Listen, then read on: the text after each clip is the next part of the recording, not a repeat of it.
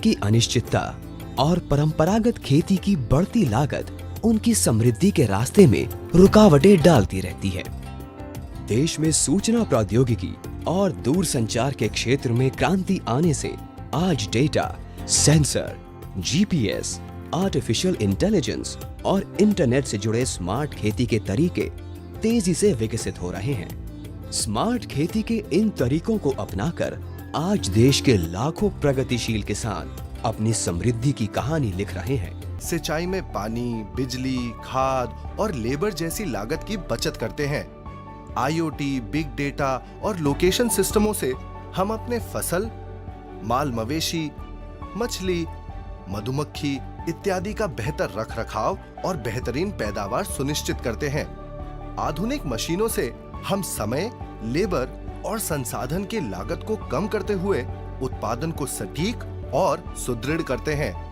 Artificial intelligence और software platform से पौधों में पौष्टिक तत्वों की कमी मुझे खेत के अंदर पानी और फर्टिलाइजर भेजना है, वो मैं भेज सकता हूँ। मेरे सिस्टम में पूरे महीने का डेटा डालूं या पूरे साल का भी डेटा मैं डाल सकता हूँ। मेरे मोबाइल के ऐप से भी मैं चला सकता हूँ। सिंचाई के बाद सबसे आवश्यक है कीट और बीमारियों से फसल की सुरक्षा। शुरुआत तो में आइए मैं देखते हैं 20 गुंठा जमीन में पॉली हाउस खेती करता था।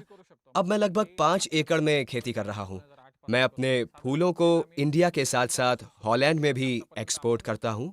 इस खेती में लगभग 30% तक का मुनाफा होता है मुझे। आपको जानकर हैरानी होगी, साथ ही अब तो इसमें हमारे हवा की दिशा और उसकी गति के लिए भी डिवाइस लगा हुआ है।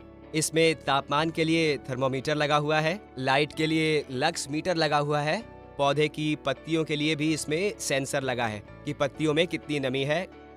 इसमें रेन गॉज लगा हुआ है जिससे मुझे पता चलता है कि अभी वर्तमान में कितनी वर्षा हुई है और आने वाले समय में कितनी वर्षा होने की संभावना है।